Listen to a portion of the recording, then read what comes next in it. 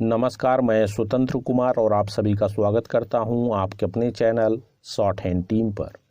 तो दोस्तों, आज के इस वीडियो में रामधारी सिंह गुप्ता खंड 2 के प्रतिलेखन संख्या 89 के डिक्टेशन को हम लोग लेने वाले हैं। इसे हम दो अलग अलग स्पीड में लेंगे, पहली बार में 90 की स्पीड में, तो दूसरी और आखिरी बार में इसी डिक्टेशन को हम लोग 100 की स्पीड में लेने वाले हैं। लेकिन अगर आपको ये नहीं पता कि इसे संकेत लिपि में किस प्रकार से लिखा जा सकता है, यानी इस प्रतिलेखन के प्रत्येक शब्द की आउटलाइन क्या होगी, तो आप हमारे शॉर्ट हैंड टीम ऐप को डाउनलोड कर सकते हैं। ऐप का लिंक इसी वीडियो के ठीक नीचे डिस्क्रिप्शन बॉक्स में आपको मिल जाएगा।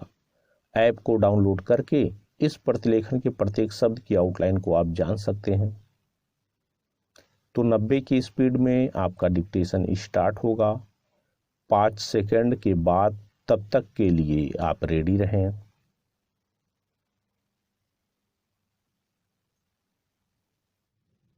स्टार्ट। आदरणीय महानुभावों, 26 जनवरी 1950 को हमारे गणराज्य की स्थापना हुई थी, जो हमारे संविधान निर्माताओं द्वारा बनाए गए लोकतंत्र के सिद्धांतों पर आधारित है। उसके बाद के इन 50 वर्षों का समय हमारे देश में विकास का समय रहा है।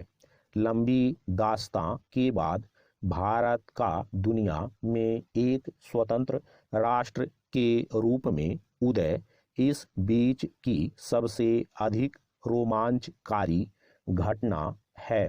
संसार के इतिहास में भारत की आज़ादी के संघर्ष जैसी इससे पहले कोई दूसरी मिसाल नहीं मिलती।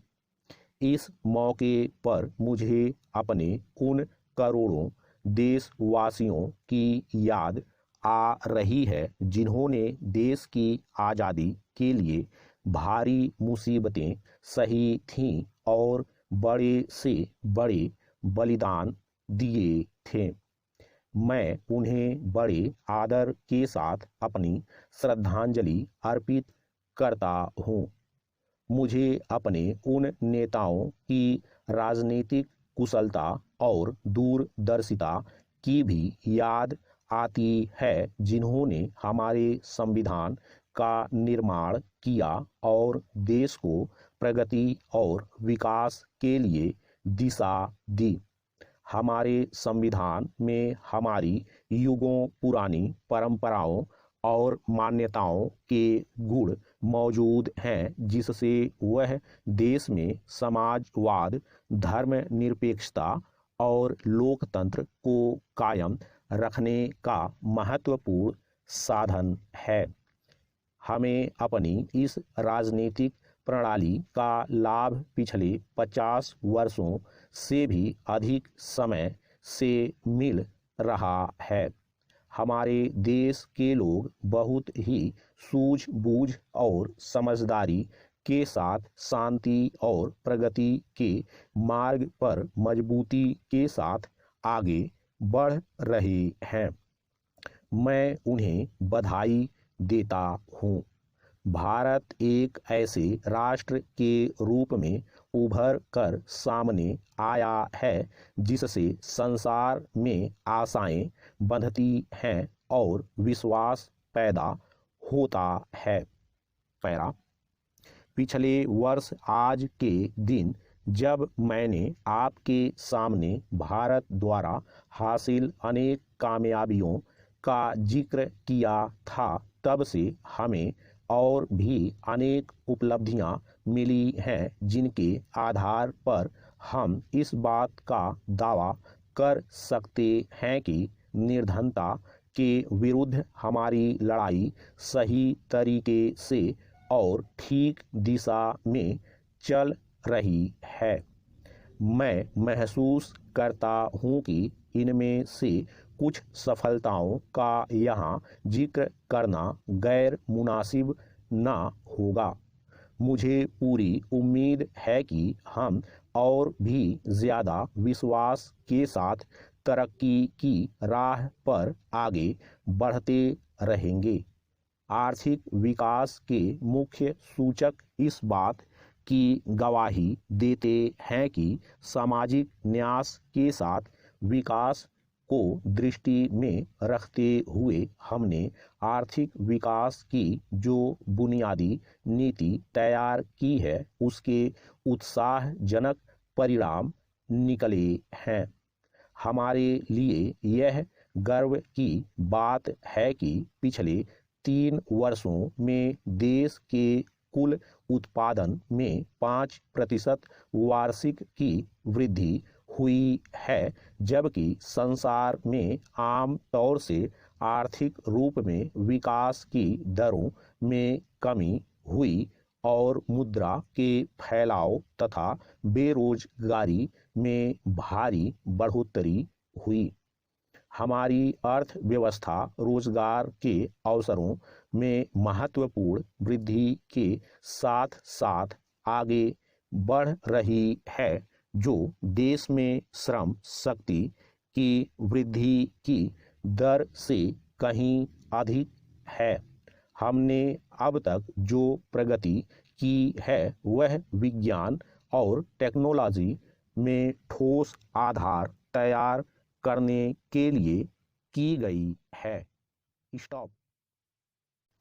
दोस्तों, इसी डिक्टेशन को दूसरी बार में हम लोग 100 की स्पीड में लेंगे और आपका समय स्टार्ट होगा 5 सेकंड के बाद। तब तक के लिए आप रेडी रहें।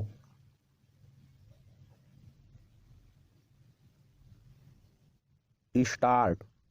आदरणीय महानुभावों, 26 जनवरी 1950 को हमारे गणराज्य की स्थापना हुई थी, जो हमारे संविधान निर्माताओं द्वारा बनाए गए लोकतंत्र के सिद्धांतों पर आधारित है। उसके बाद के इन 50 वर्षों का समय हमारे देश में विकास का समय रहा है। लंबी दास्तां के बाद भारत का दुनिया में एक स्वतंत्र राष्ट्र के रूप में उदय इस बीच की सबसे अधिक रोमांचकारी घटना है। संसार के इतिहास में भारत की आज़ादी के संघर्ष जैसी इससे पहले कोई दूसरी मिसाल नहीं मिलती। इस मौके पर मुझे अपने उन करोड़ों देशवासियों की याद आ रही है जिन्होंने देश की आज़ादी के लिए भारी मुसीबतें सही थीं और बड़े से बड़े बलिदान दिए थे। मैं उन्हें बड़े आदर के साथ अपनी श्रद्धांजलि अर्पित करता हूँ। मुझे अपने उन नेताओं की राजनीतिक कुशलता और दूरदर्शिता की भी याद आती है जिन्होंने हमारे संविधान का निर्माण किया और देश को प्रगति और विकास के लिए दिशा दी। हमारे संविधान में हमारी युगों पुरानी परंपराओं और मान्यताओं के गुण मौजूद हैं, जिससे वह देश में समाजवाद, धर्मनिरपेक्षता और लोकतंत्र को कायम रखने का महत्वपूर्ण साधन है। हमें अपनी इस राजनीतिक प्रणाली का लाभ पिछले 50 वर्षों से भी अधिक समय से मिल रहा है। हमारे देश के लोग बहुत ही सूझबूझ और समझदारी के साथ शांति और प्रगति के मार्ग पर मजबूती के साथ आगे बढ़ रहे हैं। मैं उन्हें बधाई देता हूँ। भारत एक ऐसे राष्ट्र के रूप में उभर कर सामने आया है जिससे संसार में आशाएं बढ़ती हैं और विश्वास पैदा होता है। पैरा। पिछले वर्ष आज के दिन जब मैंने आपके सामने भारत द्वारा हासिल अनेक कामयाबियों का जिक्र किया था, तब से हमें और भी अनेक उपलब्धियां मिली हैं जिनके आधार पर हम इस बात का दावा कर सकते हैं कि निर्धनता के विरुद्ध हमारी लड़ाई सही तरीके से और ठीक दिशा में चल रही है। मैं महसूस करता हूं कि इनमें से कुछ सफलताओं का यहाँ जिक्र करना गैर मुनासिब ना होगा। मुझे पूरी उम्मीद है कि हम और भी ज़्यादा विश्वास के साथ तरक्की की राह पर आगे बढ़ते रहेंगे। आर्थिक विकास के मुख्य सूचक इस बात की गवाही देते हैं कि सामाजिक न्याय के साथ विकास को दृष्टि में रखते हुए हमने आर्थिक विकास की जो बुनियादी नीति तैयार की है उसके उत्साहजनक परिणाम निकले हैं।